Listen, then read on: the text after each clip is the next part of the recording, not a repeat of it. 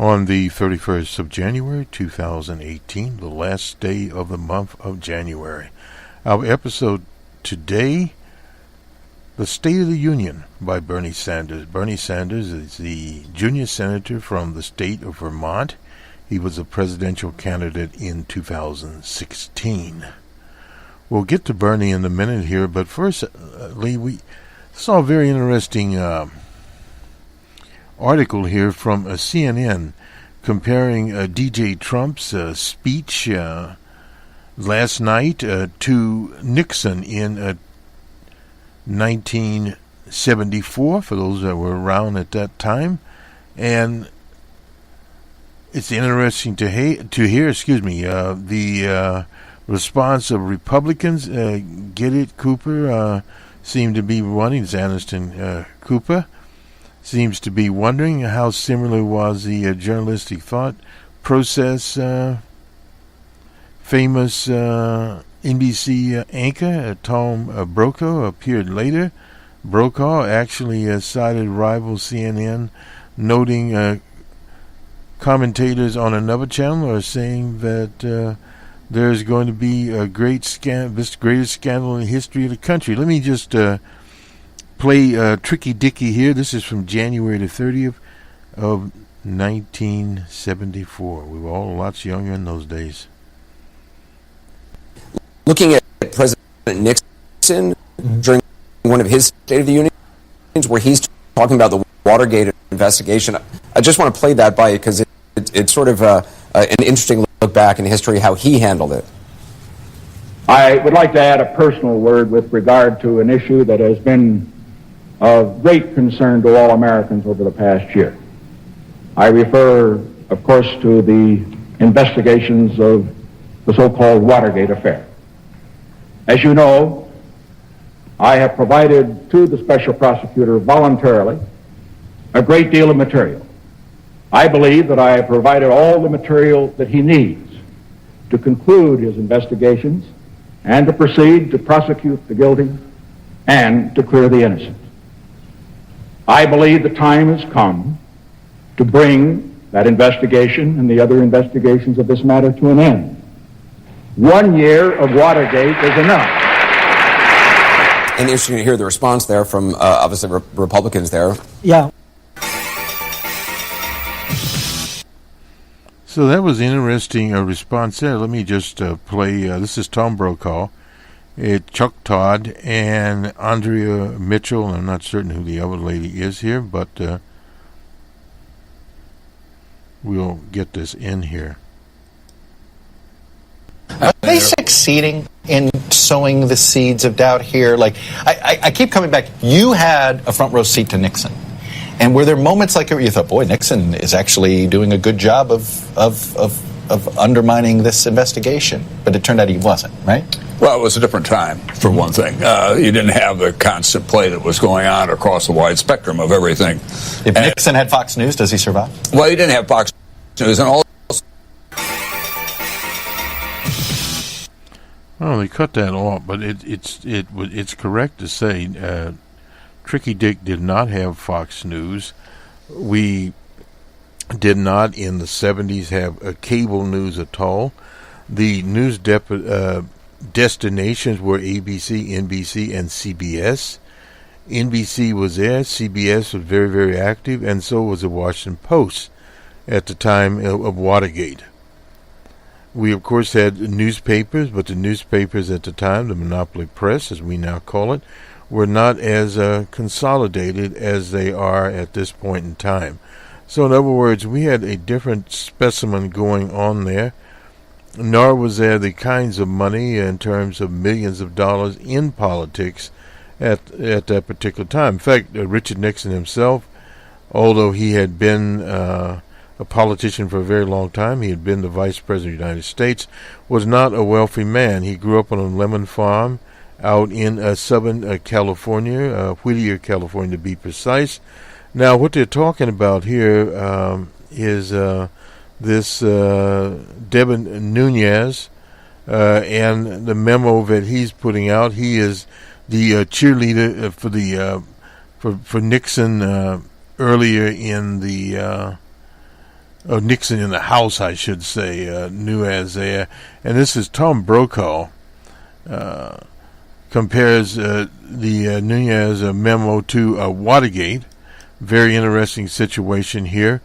And he then alleges that anybody would grant Republican allegations against the FBI as much credence as they would the Democratic allegations against the president must be living in an alternative universe. It is clear to me that the White House is trying to create an alternative reality, otherwise known as fake news, and is how I would describe it. Take a look at this, and you've got to give us as much credibility to this as what Mr. Mueller, I guess, is able to find out. Brokaw went on to bemoan that the media would be unable to access and report on the memo before it's available to the general public. It's not my judgment. It's a good sign that they want to release the FBI report and then want the public to take a look at it without any context whatsoever. And then this, and what does this mean for future investigations? Brokaw's position amounts to nothing more than confirmation bias, as the allegation against the FBI, which he dismissed offhand, has yet to be released, and unbiased media would refrain from criticizing the Nunez memo until they know it. Instead, they spent the morning talking about it. Now, this is by David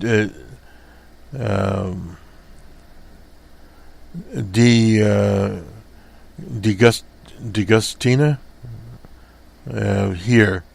This is this is MR Business Buster. This is one of these right-wing publications. But let's listen to Tom Brokaw here. You know, Joe, I have resisted comparing what's going on here with Watergate because I always thought that was unique. It was the greatest criminal case in the history of the presidency. Cost the president his job, obviously, and it was a searing experience for the American people.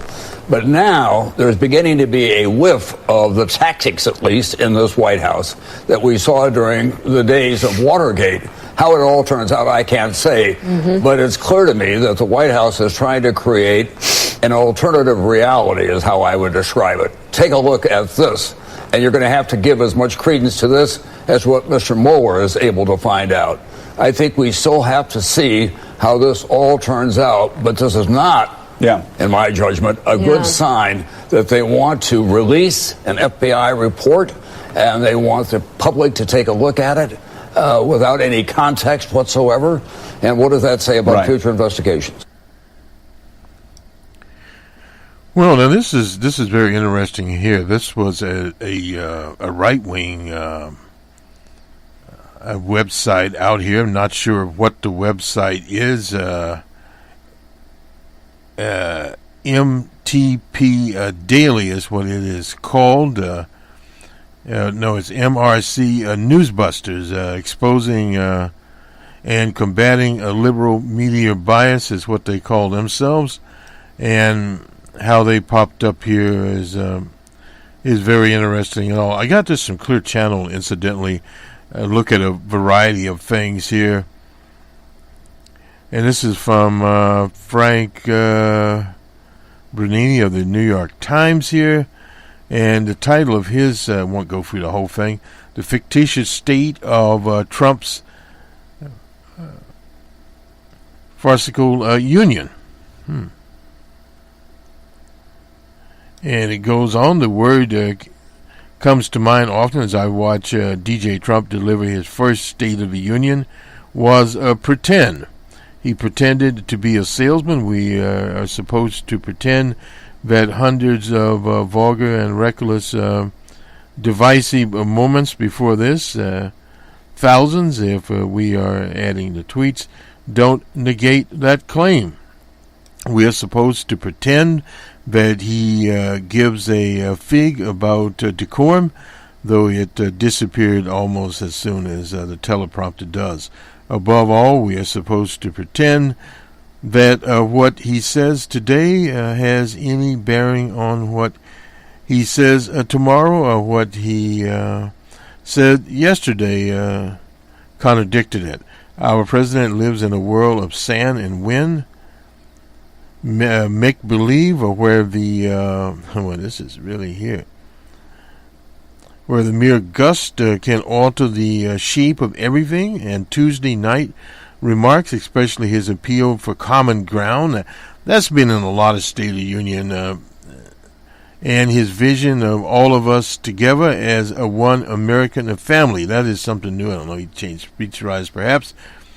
To be fair, most State of the Union are wishes. G.W. Bush gave us spins on where he's going and where he had been. Barack Obama said markers, a preschool community college for all of us, that he never reached. The State of the Union's traffics in the sublime and thus in the ridiculous.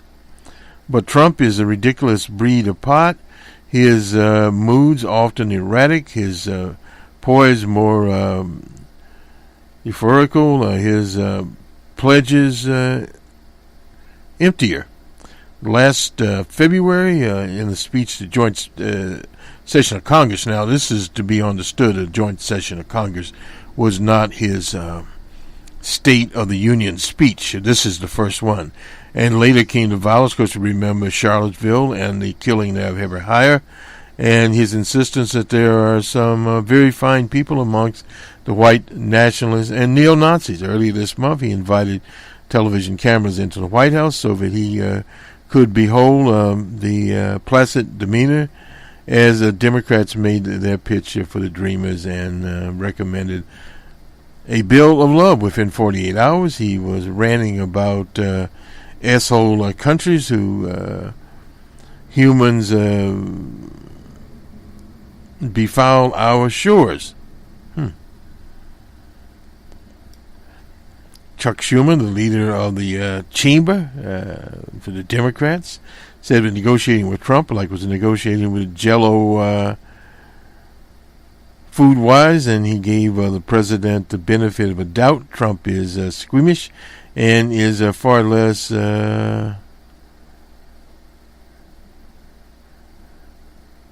incarnatious. Negotiating with him must be like negotiating with a sour cream. Trump dwells boastfully on certain economic indicators, unemployment figures, the market, to portray America as a newly industrialized land, lazy with sudden riches. But we Americans aren't that dizzy. We expect more from our country and president than a Dow Jones above 2,500, and that's why his approval ratings are below 40%. He's talking about DJ Trump there. I won't read all of this, but it is a very interesting, the distance between Trump when he is controlled and when he is on bound, makes a speech like Tuesday night especially hollow, no doubt. And the orchestrated news, it can't erase the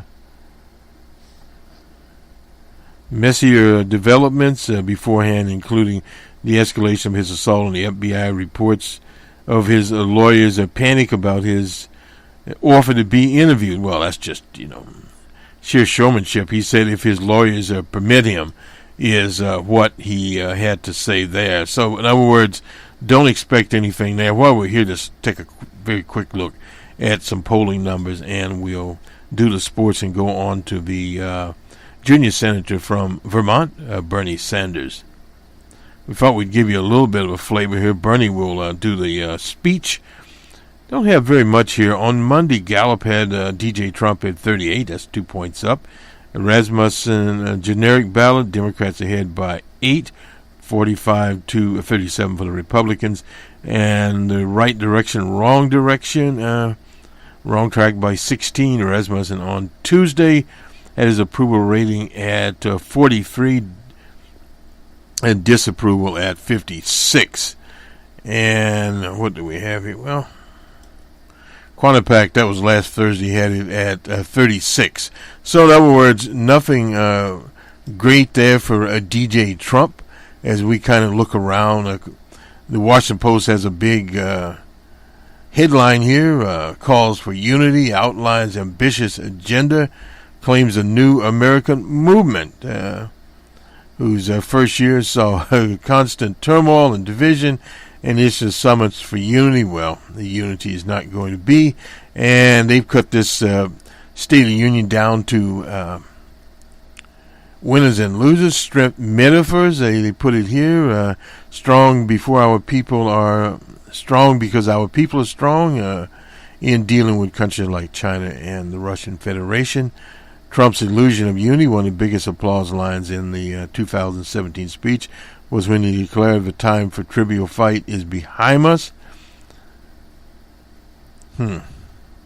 Tonight I call upon all to set aside differences, to seek common ground, to summons the unity we need to deliver for the people we were elected to serve. Well, that's just crazy. And then he calls upon this character that has connections shown with the Klan, Steve Scalise, I suppose is how you pronounce his name.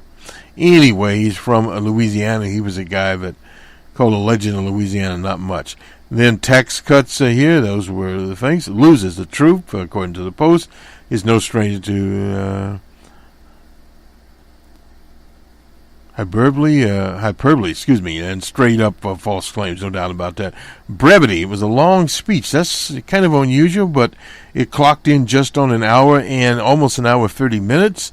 The final clock on the speech, it was an hour and 20 minutes, was the third longest, according to the American Presidential Project. Bill Clinton had a long-winded speech. The speech was hardly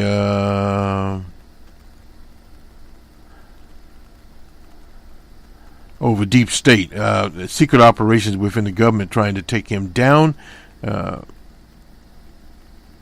But Trump made several allusions to the idea that the American government hasn't been on their side. Americans love their country, and they deserve a government that shows them the same love and loyalty in return. For last year, we sought to restore the bounds of truth between citizens and government, even as one point alluded to the proposal to allow cabinet secretaries to remove American government workers who fail the American people. So he's talking about removal of several people. That bipartisanship, forget that. Immigration reform, you can forget about that. There is no such thing out here as immigration reform. So this was basically a promotion statement from the Washington Post, a misleading, divisive and misleading speech. He spoke of what kind of nation we are going to be, all of us together, one team, etc. The disastrous Obamacare, the mistakes of past administrations, the era of economic surrender, and more. Well, he's talking about G.W. Bush and more. They didn't surrender anything, nor did Reagan, nor did Clinton. His search for unity didn't stop him Tuesday night from taking gratuitous digs at football players who kneel. I didn't know he had that in there. During national anthems, as he took a victory lap on the economy. He displayed his typical indifference to the troops, claiming he enacted the biggest tax cut and reforms in American history. They're not. No doubt. To his credit, Trump asked the Republican Democrats to strike a deal to invest $1.5 trillion in national infrastructure, but offered few details. Well, the only thing that DJ Trump has come up with, or someone has come up with in his administration, is the idea of a 5G network. A 5G network, we are at 4G right now, would be a national internet network, but the government would bill. It would be the government's network. It would generate $1 trillion, no doubt, into the economy. Why is this so? Because 5G is the fastest type of network that they have on tap. Some of the various telecoms have invested some billions of dollars, but not to the tune but the government could. And this is in the national interest to build a network. Why? Because you would have gigabyte internet speeds to urban communities and rural communities alike. What this means is it opens up knowledge through open knowledge we have now, through open source software and the projects out there. But no matter where a person would live in these 50 continuous states, well, the Y is a little bit different, but nonetheless, when they would be able to have so-called high-speed gigabyte internet and mobile traffic, because a lot of people in urban areas use mobile phones or smartphones, whatever you want to call them. And we increasingly move into that in this quote-unquote tilt Amazon economy. We see that in the move by a billionaire Buffett, the head of Berkshire Hathaway, and bringing together the J.P. Morgan people there and Amazon in a project to deal with rising healthcare costs. They're now going to deal with some high-tech ways of doing that, but immediately $67 billion of healthcare stock dropped. That was the response to it. People like United Healthcare, etc., that are in this so-called managed care. We at this mic have talked about managed care as a waste of time. Hillary DeMonster Clinton trotted that animal out there and didn't go anywhere. But what that does is pile billions of dollars of unneeded costs on the American economy. And as Senator Sanders says later here, Medicare for all, you would eliminate that situation. In other words, there would be a national insurance program, and coupled with a 5G network, you'd be able to access your medical records. You would have smart applications, and no matter where the medical people were, they would be able to access CAT scans, etc. You can do that now, but at a much more robust level. It could be done. If you recall, the internet was built by the Defense Department based on the infrastructure backbone of it, and it is fitting now that the 5G be built by the government. Now, there obviously would have to be some tinkering there because people would still have to have a right to privacy, but as far as quote-unquote cybersecurity and that, yeah, they would have all of that. Because right now what's happening is if you go to the Comcast, AT&T, they have back doors in there. The telecoms have been in bed with the CIA, NSA, since their inception in the 40s. So in other words, nothing is new there. But what this would do, you'd have a national plan, and then you could move like China with 5 and 10-year plans, and we would know exactly where we're going. Now, this is what he should have been talking about. He did not talk about it, and it was unfortunate. Let's pause just a second here, and we'll do the sports, and then we'll go on to Senator Sanders, the junior senator from Vermont, and his take on DJ Trump. We'll start with the NBA. The Thunder were at the Wizards. That's in Washington. 102 for the Wizards to 96 for the Thunder. The Nets were at the Knickerbockers, and Knicks were 111 to 95 in that contest. The Timberwolves were in Toronto with the Raptors. Raptors 109 to 94. The Cavaliers. Not sure who's won what here. Okay, well, I guess we need a little music here. We always like to have some. Anyway, nonetheless, the Cavaliers were at the Pistons. Pistons 125 to 114. The Magic were at the Rockets in Houston. Rockets 114 to 105. The Kings were at the Pelicans. Kings 114 to 103 for the Pelicans of New Orleans. The Nuggets were in San Antonio. 2-point game there. Spurs 106 to 105.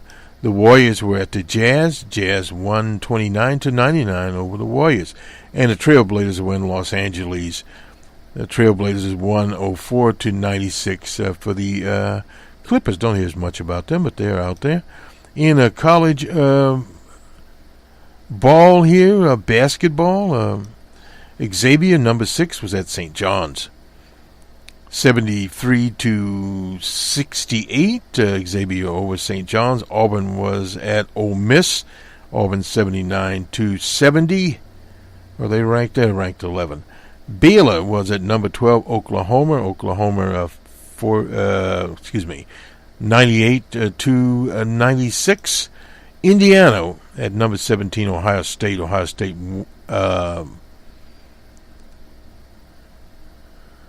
71-56. And number 19, North Carolina at Clemson. Clemson 82-78. And in overtime, Vanderbilt at 21st, Kentucky 83-81, a 2-point game there. Rhode Island at Massachusetts. Rhode Island number 22 in ranking, 85-83. And finally, number 23, Florida was at Georgia. Georgia 72-60. On to the National Hockey League, the Ducks and the Bruins. The Ducks have 3-1 over the Bruins in Boston. The Devils and the Sabres. Devils are 3-1 out of New Jersey. The Panthers and Islanders. Panthers 4-1 over the Islanders. And the Sharks and the Penguins. Penguins 5 in Pittsburgh, 5-2 over the Sharks of San Jose. The Senators and Hurricanes. Hurricanes 2-1 that contest. And we always have to look at the Carolina Hurricanes and the Ottawa Senators. Okay, Ottawa. Anyway, the Wild and Blue Jackets. Wild 3-2 over the Blue Jackets of Columbus, Ohio. Have to get used to this. Canadiens and the Blues in St. Louis. Blues 3-1. The Hawks of Chicago and the Predators. Hawks 2-1 over the Predators of Nashville. Amazing. The Lightning and Jets. Jets 3-1 over the Lightning. The Winnipeg Jets and the Tampa Bay Lightning. The Kings and the Stars. The Kings shut out the Stars. The Kings of Los Angeles and the Dallas Stars, who at one time, I believe, were Minnesota Stars. Anyway, the Golden Knights and Flames. 4-2 was the score there. Golden Knights over the Flames. The Golden Knights are from Las Vegas, and the Flames are from Calgary. And finally, the Avalanche and Canucks. The Canucks of Vancouver and the Avalanche of Colorado. Canucks 4-3 in that contest, and it was final overtime. So that does it for sports, and this will do it for our episode here on the 31st of January. Bernie Sanders, State of the Union, actually by Bernie Sanders. Let me get that correct. Anyway, nonetheless, that is it from WBRN Radio in Boston and on the Boston Red Network. Long day today. This is our long day. Had a lot of classes today, so a little tired when we start this out. But anyway, we'll get it up. Tom Brokaw, very interesting situation. Very interesting how the right-wing media is handling this to send out Nunez. And remember, for those around in Watergate, we had a Watergate committee. Sam Ervin was there. This is not centralized. This is just the Republicans in the House putting out a memo, and a memo without any circumstantial evidence. But one of the pitfalls these days is a little bit different. And in the 70s, you could have done this, and it would have had much more of an effect because, first of all, it could not be debunked. But now, the ability to debunk things with machine learning, etc., and also with all these media sources out there, BuzzFeed and whomever else you have out there. In fact, was it BuzzFeed? Leaked, this leaked, this is abrasive, but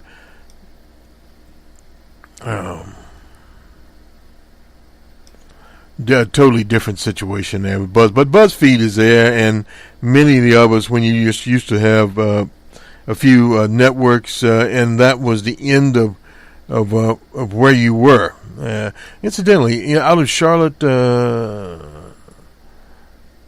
Charleston, Virginia, the Gazette Mail is going into bankruptcy, and they are the Wheeling paper is a planned buyer. So the Gazette Mail that's an unfortunate in Charleston, West Virginia. They're going into Chapter 11 bankruptcy, and the Wheeling newspaper is currently the highest bidder to assume the ownership of the company. The Charlotte newspaper, the company that owns the newspaper, the Charlotte Mail issued a warning, a notice to the workers they are required to do that.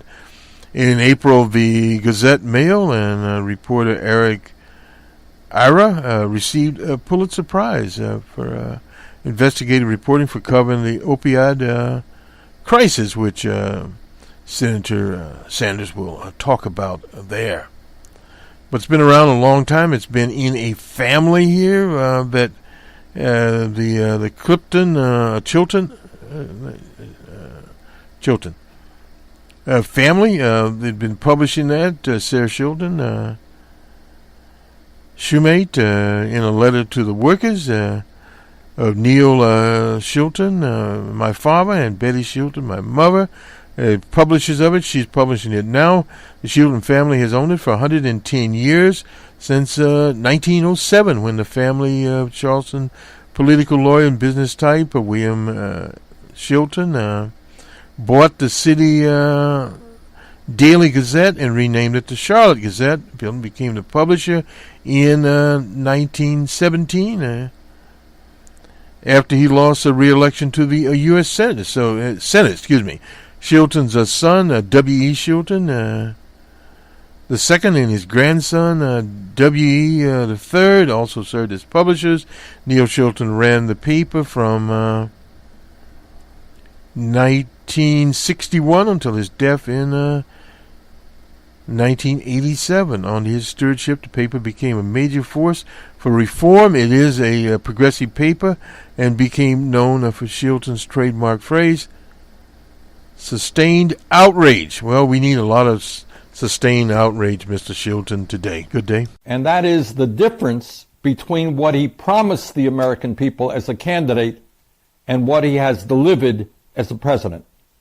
Many of you will recall that during his campaign, Donald Trump told the American people how he was going to provide health insurance for everybody with, quote-unquote, much lower deductibles, end quote. That is what he promised working families all across this country during his campaign. But as president, he did exactly the opposite.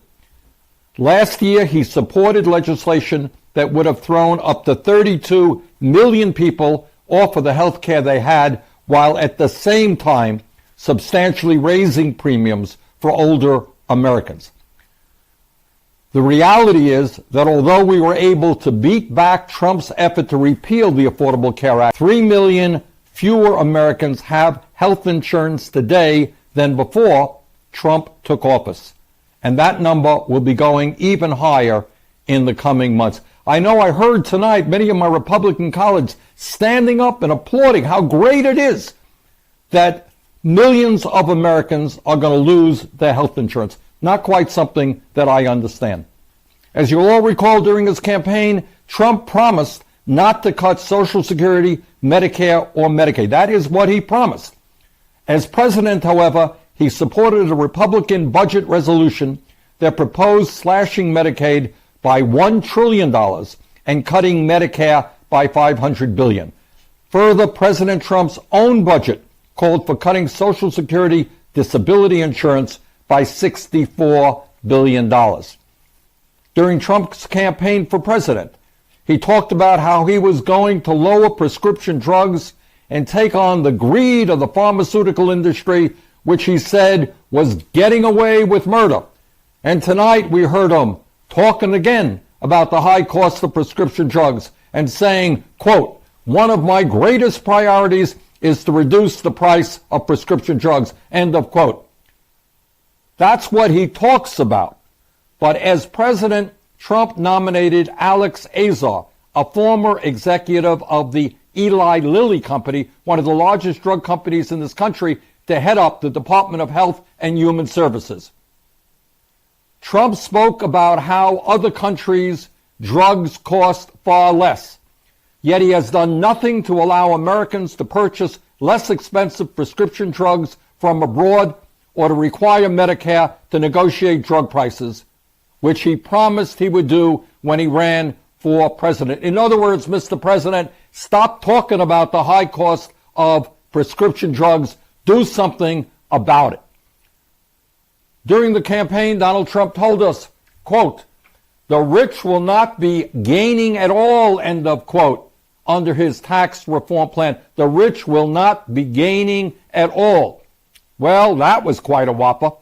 As president, the tax reform legislation Trump signed into law a few weeks ago provides 83% of the benefits to the top 1%, drives up the deficit by $1.7 trillion, and raises taxes on 92 million middle-class families by the end of the decade.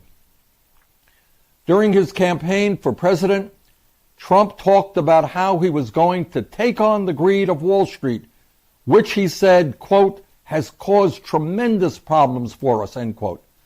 As president, not only has Trump not taken on Wall Street, he has appointed more Wall Street billionaires to his administration than any president in history.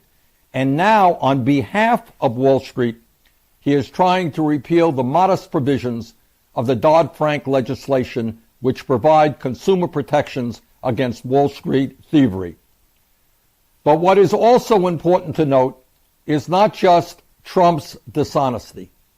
It is that tonight he avoided, didn't say a word, about some of the most important issues facing our country and the world.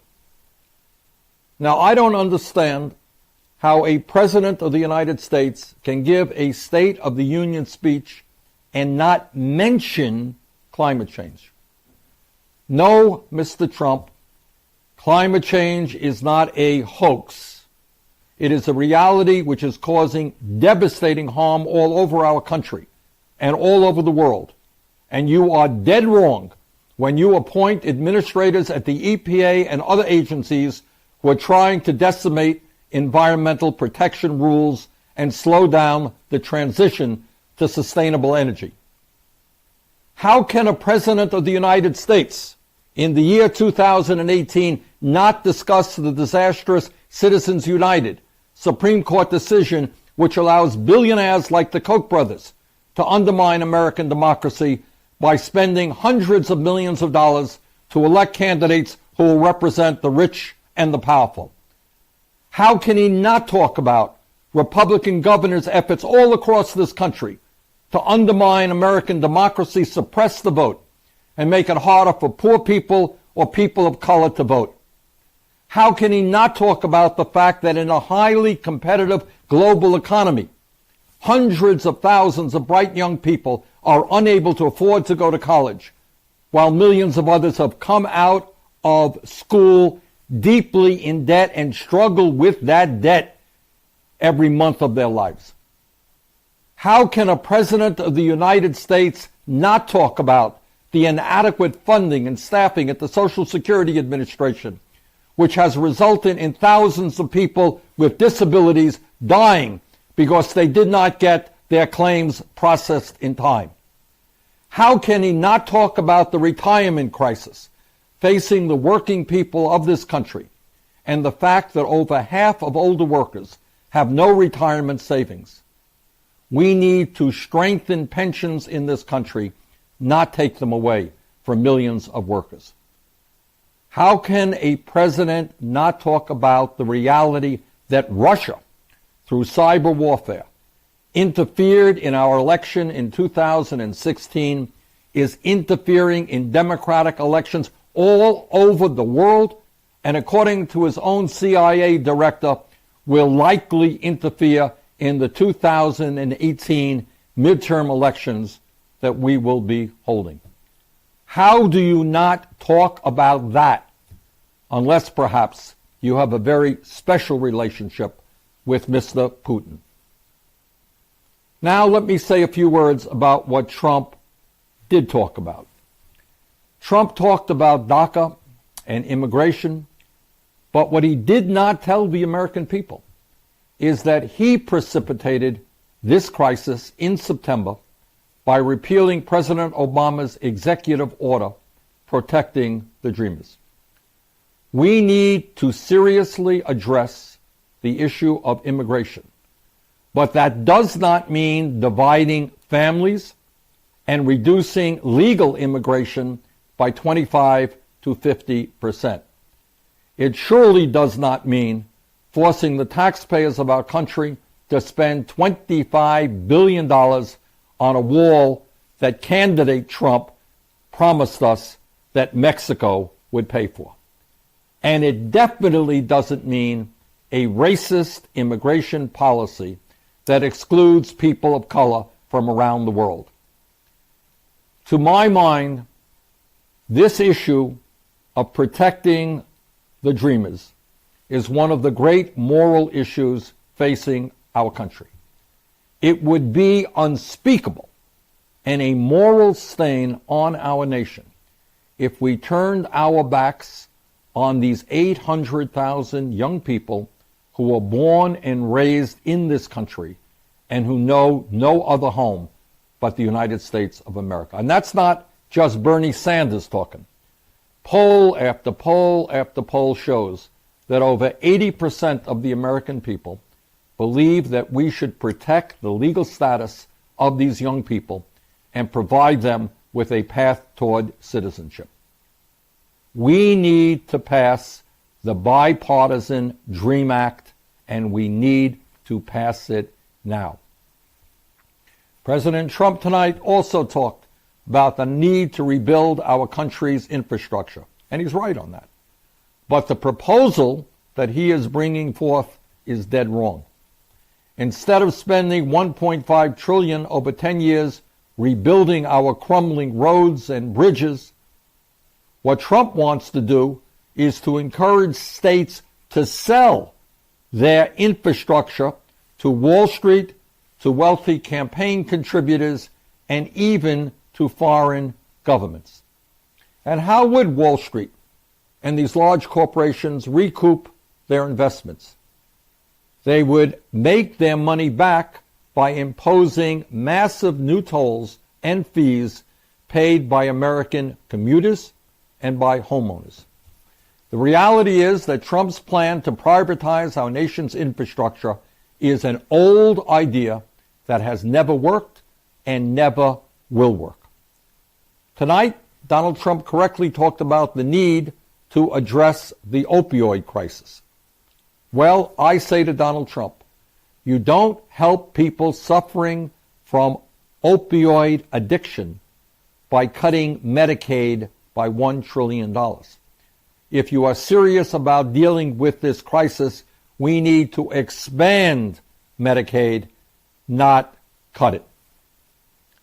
My fellow Americans, the simple truth is that according to virtually every poll, Donald Trump is the least popular president after 1 year in office of any president in modern American history. And the reason for that is pretty clear.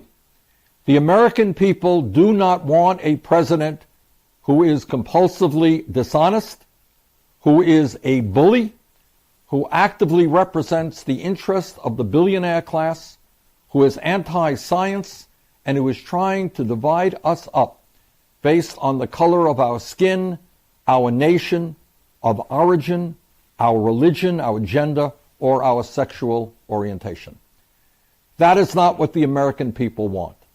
And that reality is the bad news that we have got to deal with. But the truth is, there is also a lot of good news out there. It's not just that so many of our people disagree with Trump's policies and his temperament and his behavior. It is that the vast majority of our people have a very different vision for the future of our country than what Trump and the Republican leadership are giving us.